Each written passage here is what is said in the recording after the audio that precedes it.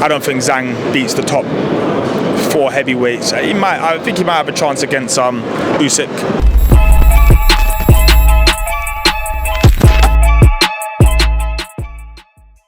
This is Jonathan Agger, fifth Pro Boxing Fans, joined by Boxers Savage Dan here at the workout, I guess, for Caroline Dubois this Saturday night at York Hall. Dan, what do you make of this card on Saturday night? I think it is a very good breakthrough card. You know, it's kind of a thing that we were doing in our first year, and then we kind of slowed them down as we started to get more household names and needed bigger shows. This is kind of a show that could essentially, you know, be a normal show, but it's been billed as a breakthrough. You know, Caroline is still so young in her professional career. So is, you know, pretty much everyone else. Jamie TKV, Vidal Riley, you know, the list goes on and on of you know, fighters that, because they've been around for a couple of years, we think they've had more fights than they actually have. So I think it's quite nice, refreshing to be able to bring them back to York Hall, fill the place out, and just have, you know, have a nice night at the Mecca of boxing. That's it. I mean, Vidal is a guy who's like building himself up. He potentially could have gone down the influencer route. He's got 1 million subscribers or whatever, but he's a proper, you know, he's done the amateur code and things like that. Do you think this is kind of his, well, breakthrough moment on Saturday night? Yeah, I think it's, I mean, not even his breakthrough moment. It's an English title that he's, you know, extremely confident that he wins, but he's up against an opponent that no one really knows a lot about. So you don't get a lot of credit for beating those kind of opponents, even though he is 12-0 and, you know, he's done it the hard way himself. Vidal could have gone the other route, but he would have probably have faced criticism. You know, for Vidal, you're damned if you do, damned if you don't.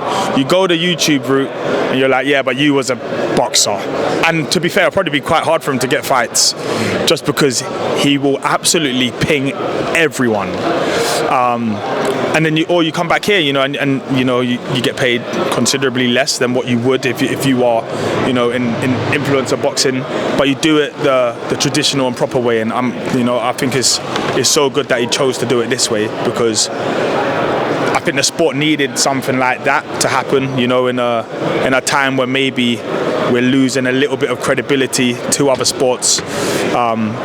For somebody to want to go the traditional way, English title at York Hall, then you start looking at the British titles and everything else, and I think it's a good decision. Just moving on, obviously, Buatsi Azeez is coming up. Haven't spoken to Ben yet, but can you clarify any rumours that it might be off? I mean, that's what Eddie was. He said he heard a rumour, but as far as you know, that's happening. Right? I don't know where Eddie heard that rumour. Nah, that rumour's it's just a rumour. The fight's still on October 21st. Looking forward to it. I think it's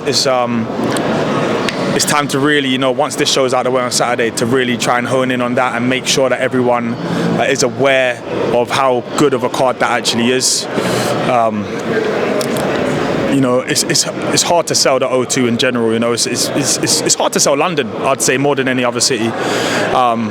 But to do it, you need to make sure everyone is aware that there are some really good fights happening on that night.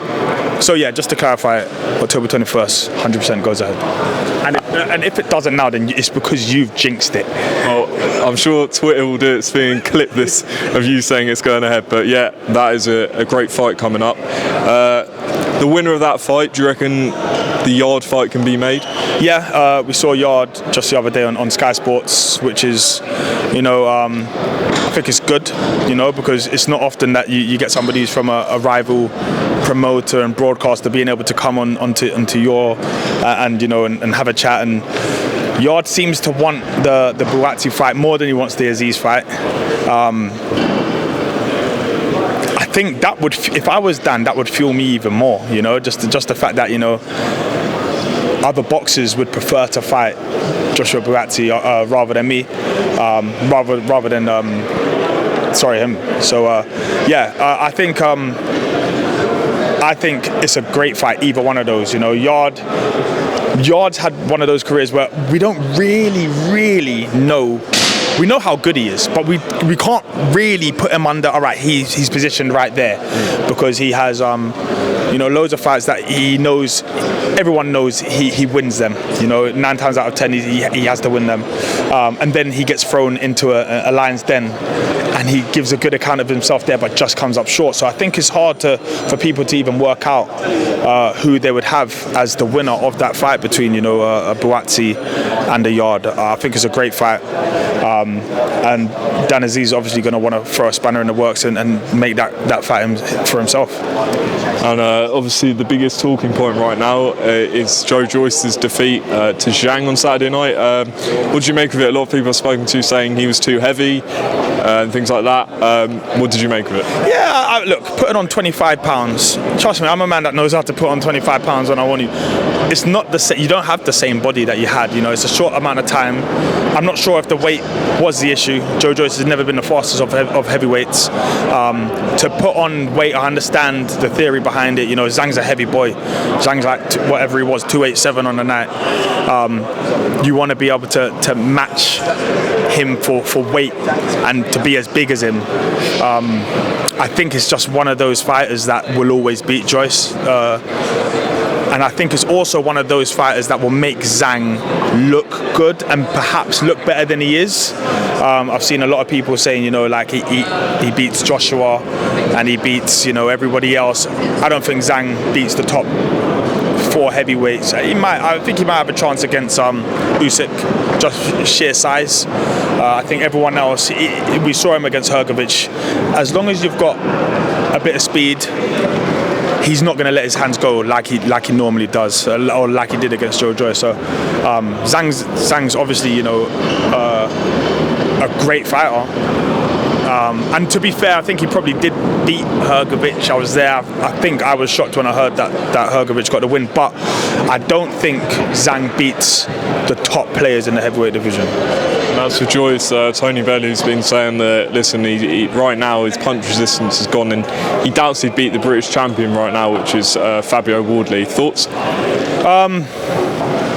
Interesting. I mean, look, I like Fabio. I think Fabio's a good fighter. I don't know if Zhang's punch resistance, if Joyce's punch resistance is gone. I think he just got hit by a 290-pound puncher. And I think, you know, and it was flush. It wasn't like he was getting clipped. He got absolutely baseball batted with that shot. I don't think his punch resistance is gone, because even in the first fight he was taking the shots. It's just the eye closed up. I think he just got hit with a humdinger. You hit anybody with one of those shots, they're probably going to go over. So, yeah, I don't think his punch resistance is gone. I think something's gone. Maybe a bit of self-belief. You're so used to watching Joe Joyce hunt a fighter down, and you know you don't have that same luxury when you're fighting somebody that is bigger than you and faster than you and hits harder than you. Hunting someone like that is probably a little bit more difficult than, you know, hunting the type of fighters that he was fighting before. You know, when you fight a Joseph Parker, he's naturally going to be on the back foot. He's been that pretty much his whole career. You know, you can just stay in, you can just put your foot down and go after him and wait till you catch him. When you're fighting somebody that wants to negotiate that front foot position, and he's big enough and good enough to do it, then you're in trouble. So, I think Joe Joyce has got more to come. I just think he has to stay away from Zhang. Savage Dan, appreciate your time ahead of this fight, this show on Saturday night here at York. Cool, appreciate it. Love, bro.